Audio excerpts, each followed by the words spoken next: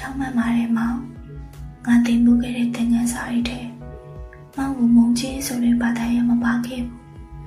ဒါကြောင့်လေစိတ်ပြတ်ခြင်းဆိုတဲ့အဓိပ္ပာယ်ငါမသိခဲ့ဘူးတိမ်ဆိုင်တွေကိုလည်းရေးတွက်ခဲ့ဘူးလေဆယ်လေးတွေကိုလည်းရေးတွက်ခဲ့ဘူးလေ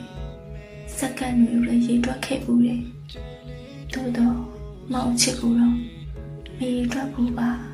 တခုတလေတော့မရှိခဲ့မှကြောက်လို့အောင်မင်းကိုတစ်ခါလေးတော့မယုံခဲ့ဘူးပေါ့မျက်နှာဝိုင်းလေးရဲ့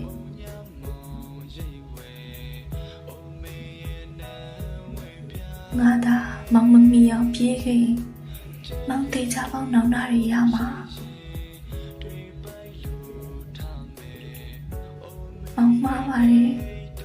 မင်းထွက်သွားမယ်ဆိုတဲ့အသိနဲ့လေမောင်နောင်နာတွေရနေပြီမို့တကယ်ချင်းမသွားပါနဲ့ညော